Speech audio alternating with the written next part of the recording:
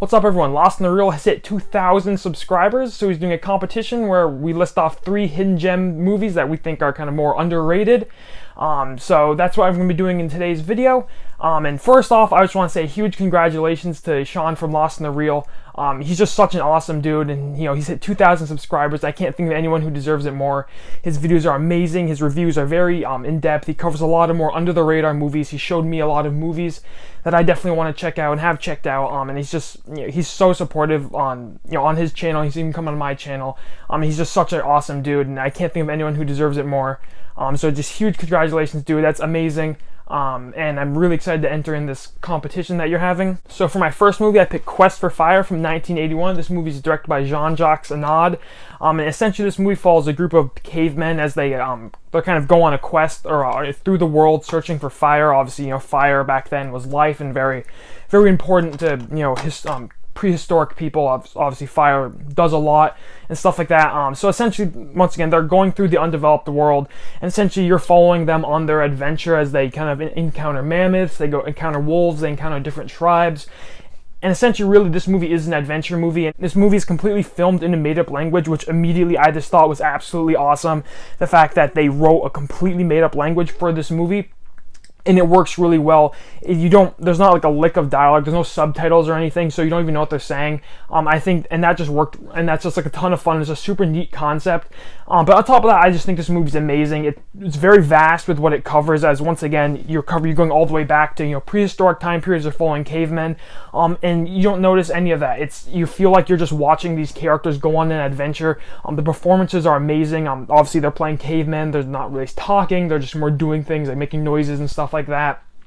And this movie just looks incredible, and it's very you really can feel like the potential of this world, obviously Earth that we're in. It would develop as right now in this movie. It's just like kind of this undeveloped landscape, and it's a very good historical movie in historical context. Obviously taking place in a time period that realistically doesn't get covered a lot. You get a lot of caveman stuff that's not historically accurate. This is as historically accurate as it's gonna get. And it's just such an enjoyable movie, definitely underrated. I don't see anybody talk about it, and it's just one of the best movie experiences I've had. It's just super intriguing with this concept. I think it's an amazing film.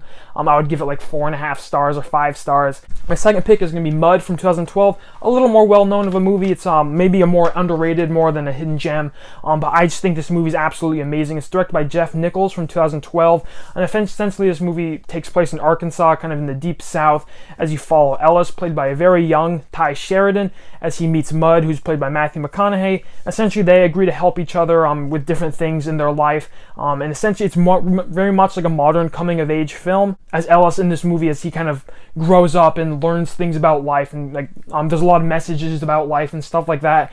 And I absolutely love this movie for my first watch. It has absolutely phenomenal performances. Matthew McConaughey, obviously, he's one of the best working actors today, but he absolutely falls into this performance. It's a crime that he didn't get nominated for anything for this movie. I don't think this movie got nominated for any Oscars, which is insane because this movie is so good. Even the critics loved it. Just some reason people don't talk about it as much. I think it's such a good movie. You absolutely fall in love with all the characters in this movie. There's a good number of characters, and you really care about them. And it's a very emotional movie, and very impactful, and as throughout the film. And it really takes place in a unique setting, in the deep South, in the heart of the South. And you don't get a lot of movies that take place in the modern day South. So I really enjoy that. It feels like a very personal movie from Jeff Nichols. It's directed very well. The whole movie is just super intriguing, and it's a very enjoyable experience. There's lots of highs and lows in terms of emotion. You'll cry, you'll laugh. It's just a really good movie. I had an absolute great time with it. It feels very original, and it's a very easy movie to watch, so I definitely recommend Mud. I can't believe more people don't talk about it. It's probably in my top 3 favorite movies of the 2010s. I just think it's an amazing movie. And then my number 1 pick, there was absolutely no question for me.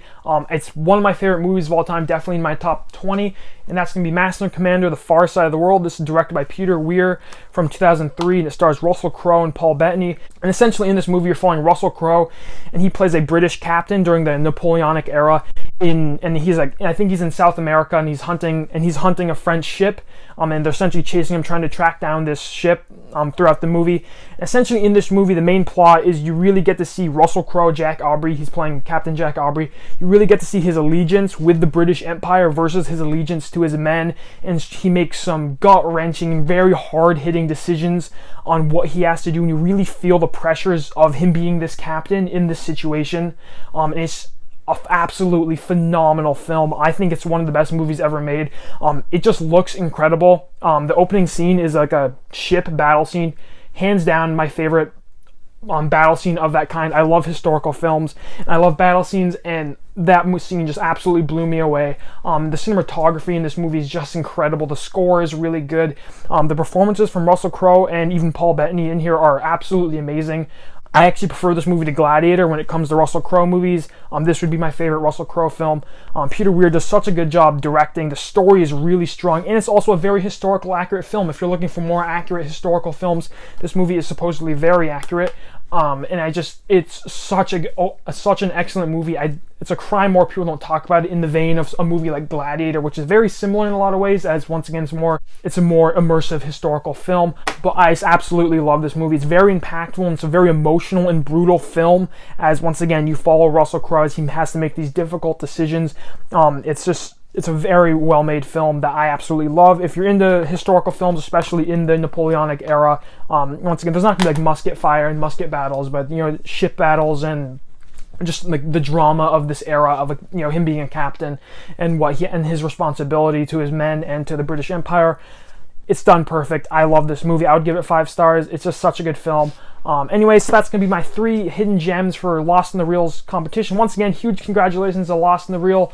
I'm so excited that he hit 2,000 subscribers. That's awesome. I just want to thank him for this competition because it's a ton of fun, and we all get to learn about different movies and more underrated movies, and that's really awesome. Anyways, that's going to do it for the video. As always, thank you so much for watching, and have a great day.